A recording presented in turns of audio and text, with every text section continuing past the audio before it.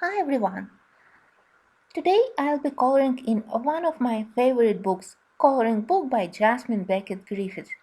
Initially, I selected this page because I wanted to show you on practice how I use those Prismacolor color combos which I mentioned in my video about which pencils I use for coloring different metals.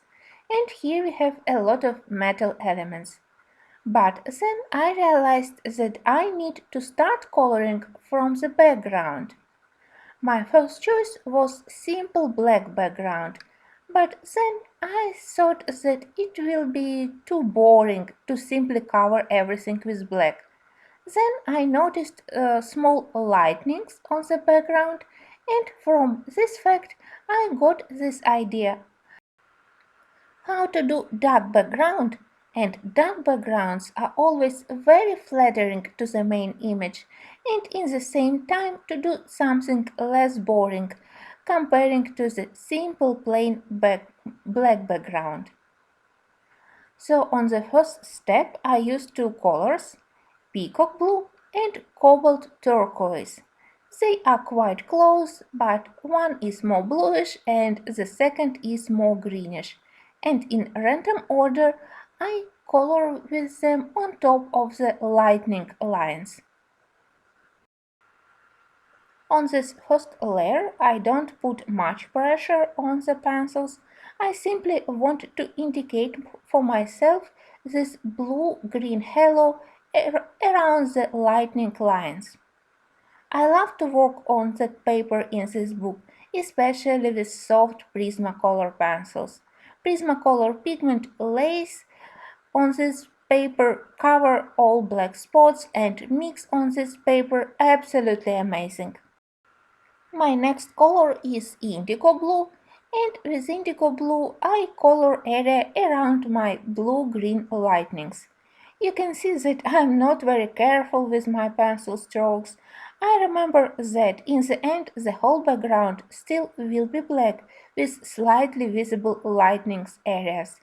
So I can simply indicate for myself this indigo blue areas and later I will mix all pigments together using my Derwent burnisher.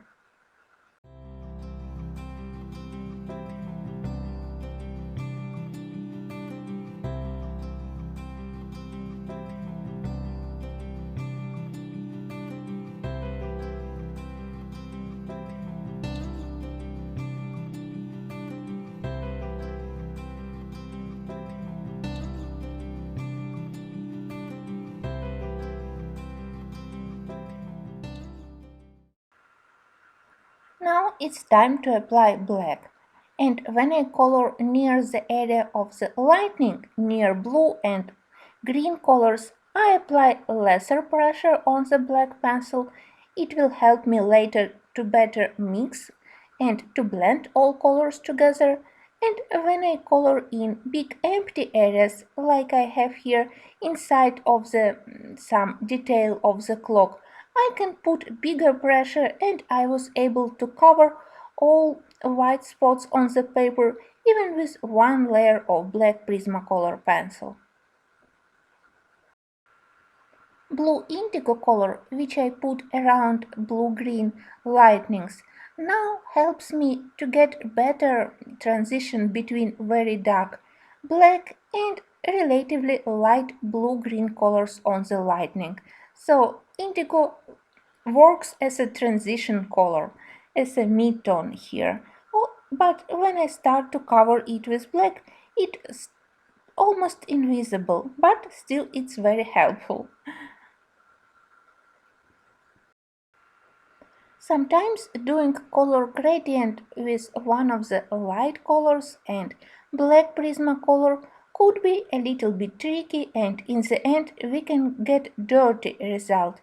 If I would mix only peacock blue, cobalt turquoise with black directly, I definitely could get quite dirty color gradient. That's why I put between those colors indigo blue as an intermediary color.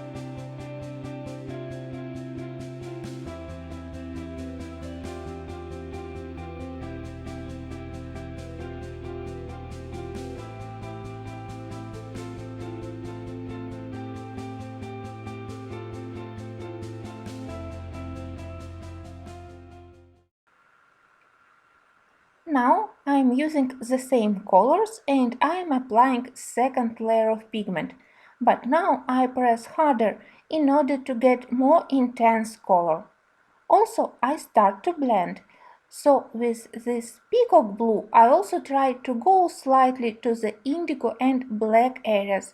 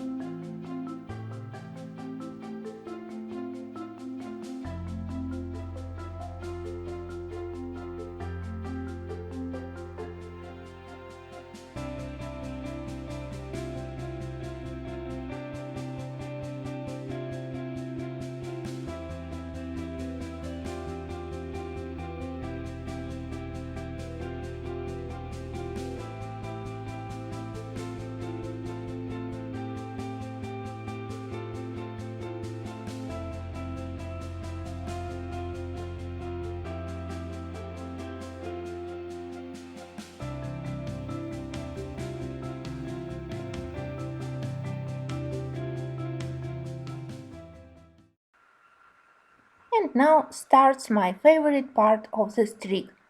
I will be using a white Prismacolor pencil to create some kind of halo around all lightning lines.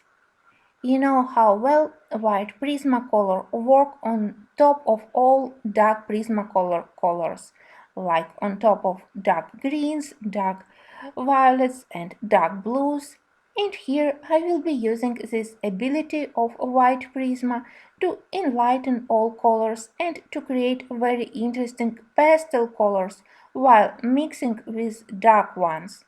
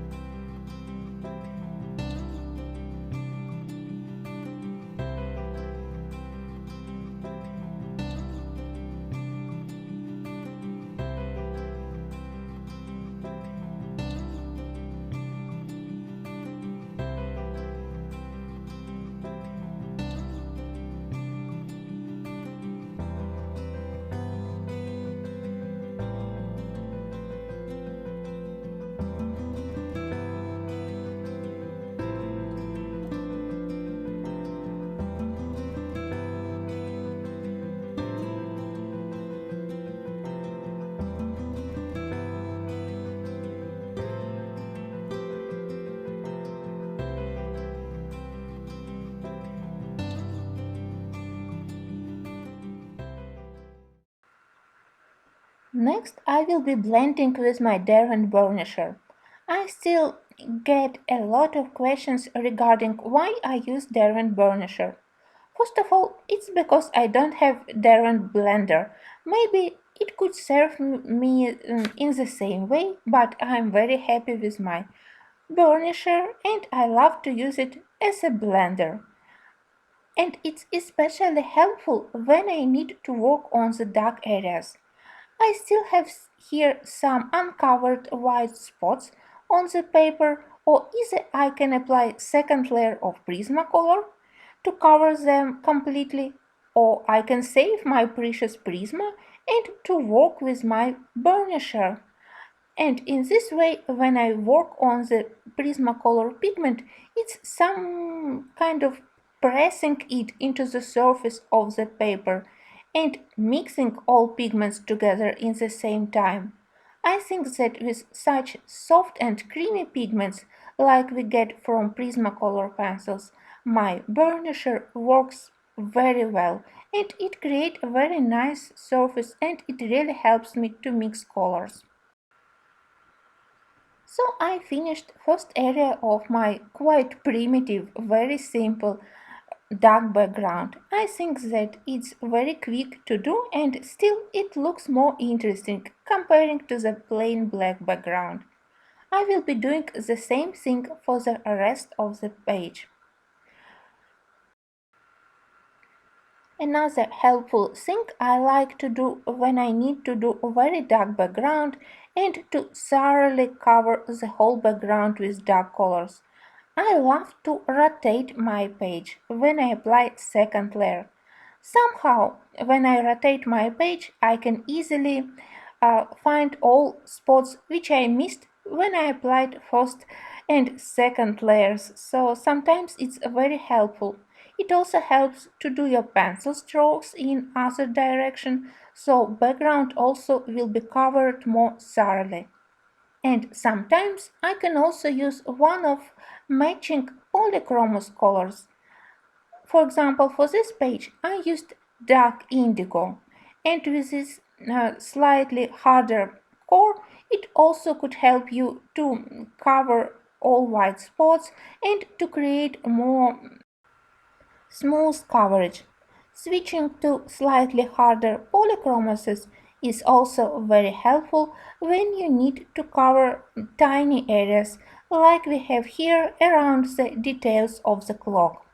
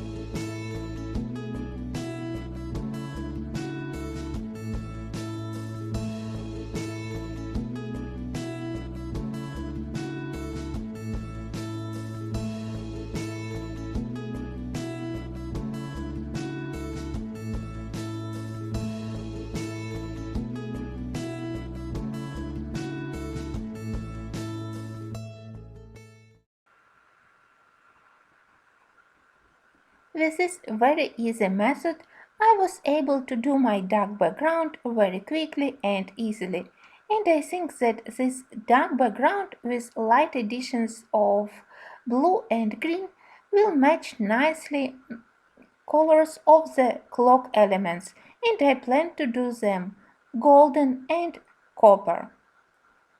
Probably later I will return to the background and I can add a little bit of white along the lightning lines, but for now I am quite contented with my background.